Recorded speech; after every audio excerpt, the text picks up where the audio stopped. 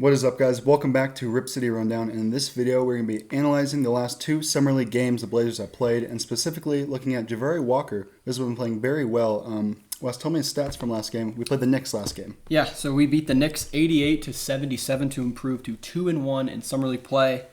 The star of the game, it could go either to two players. Trenton Watford, 18.6 rebounds. Possibly a rumor he might be done with Summer League. He is probably, in terms of who's on that team, he's probably the player that's going to get the most minutes in the regular season. So if he gets shut down, he gets shut down. Jabari Walker, as you mentioned, 26 minutes, 16 points, 13 rebounds. He was everywhere. And, I like what I see. Yeah, he's come in as a second-round pick and looked like an NBA-ready player. Obviously, this is Summer League, so we're not going to overreact. I've seen a lot of overreactions, like he's going to get minutes or he's going to be the better draft pick. I can't go and say those things yet because it is just 3 Summer League games against weaker competition. But he has shown great potential so far. And for a second-round pick, I've really liked what I've seen. Yep, I agree with that. And in terms of the overreaction, yes, Summer League competition is on the weaker side. But if you think about it, it's a step up from Division I basketball. So you can only play who's in front of you. And Jabari Walker is playing very well, and he's deserving a lot of recognition right now because he's playing extremely well. Outside of Jabari Walker, in terms of some statistics from the Knicks game, Keon Johnson continues his streak of double-digit scoring. He had 11. Didn't shoot the ball particularly well, but 11 points regardless. Randall II, not going to lie, he will not be on the roster come regular season. But he had 12 points. Good for him. And Brandon Williams, just the prototypical Summer League guard who got some minutes last year. 10 points, 4 rebounds, 4 assists. So yeah, kind of the usual suspects. Greg Brown III, 4 points, 4 rebounds. Greg Brown, he just seems to be a little stuck almost. I don't know. You had some thoughts on him. You said he was playing the wrong sport. It's a little harsh. I said that. You did say that. But I do think that, I didn't say he's playing the wrong sport. I said he's just an athlete. He just doesn't look good not necessarily a basketball player. I'm kind of low on him. He just doesn't really do the basketball side of basketball really well. He's a super athlete. He's going to get you blocks. He's going to show high effort. Which is but Jabari Walker, for example, is much more polished as a second-round pick compared to Greg Brown. Greg Brown might even be younger than him.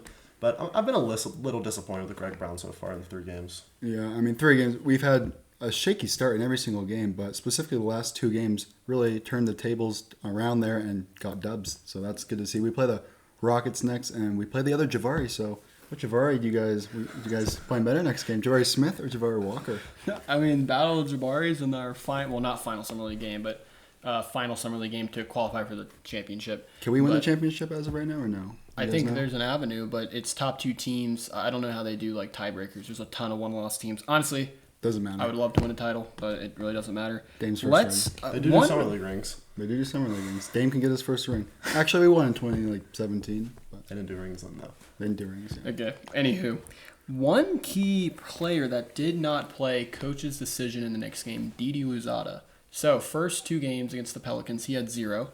And I think the very first game against the Pistons, he had 1 or 2.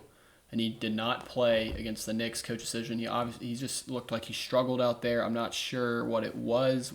I really hope he didn't sit because he wasn't playing well. But all signs point to that. That's kind of funny because watching that game last night, I didn't even notice at all that Didi Louzada wasn't playing. That just shows that he just wasn't playing well so far. Obviously, he's not scoring the ball, and he's kind of known as a scorer. Not in the NBA, but just in general, he came into this league as a scorer.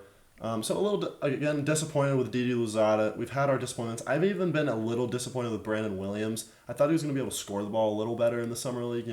He averaged 15 in his starting games last year, but he has been a true point guard facilitator, so that has been good. But we're picking at random things at this point.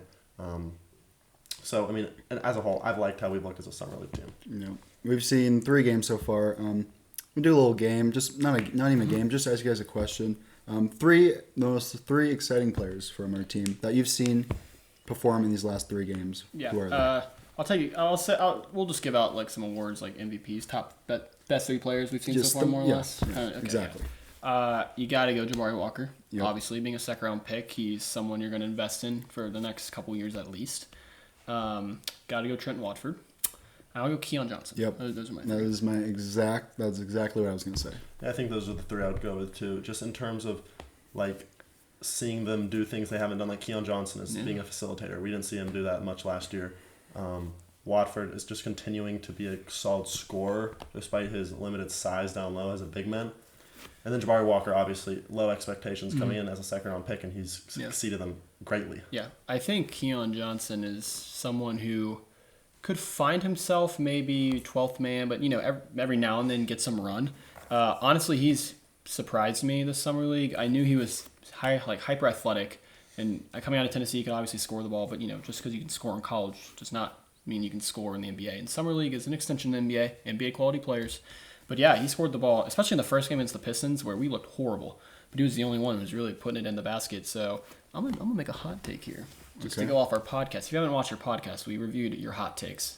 So go watch that. It was fun. But my hot take here is, it's not even that hot, but Keon Johnson is gonna win us about 2 games this year with like a Nick Stauskas against the Lakers performance. Like hit like 5 threes in a game. Someone's injured. He comes in. He wins us a few games with some microwave scoring. Yeah, I mean, he's one of those guys that I could see, like you said, getting some spark minutes here and there, and who knows, he could take most of them. He's shown a ton of potential this year. I do want to say, some people are putting him not in the category of Simons, but saying like we have a future of Simons and Keon Johnson. He's not on Simons level yet, guys. No, athletically maybe. Athletically, but I mean, Facts. You can't hate on somebody for doing well in summer league. You just can't overreact. Yeah, I really like what I've seen. One guy is scoring 11 in summer league. The other guy has just made $100 million. Yeah, I mean, Keon Johnson, he's kind of, obviously he's young and everything, but I'm not going to say he's an all-around player, but he sort of kind of is. I don't see big weaknesses on certain sides of the ball. Usually with rookies, they have liabilities, but with him, it's not like I look at a certain category and I'm like, wow, he's got to improve on that, Yeah, I mean, I think in order to be a mainstay in the rotation, you have to improve on everything, obviously, but coming out into the summer league games, there wasn't first thing off the bat, I was like, man, this guy sucks at this thing. Yeah, exactly. Like Greg Brown was shooting. Greg Brown was shooting, or Ennis Cantor with defense. Sorry. All jokes aside, the only thing I could see Keon Johnson maybe improving would be his shooting. Obviously, you need to be able to probably shoot in the high 30s percent-wise if you want to be an effective scorer in the NBA or effective three-point shooter. So I could definitely see him improve on that. I saw a few air balls in summer league. Yeah, make your open threes. Dame's going to facilitate. Hit your open shots, give Dame his, double-double average, 10 assists, and it'll be good. Double-double, let Dame win MVP. Yeah, Dame MVP. Anyway, but yeah.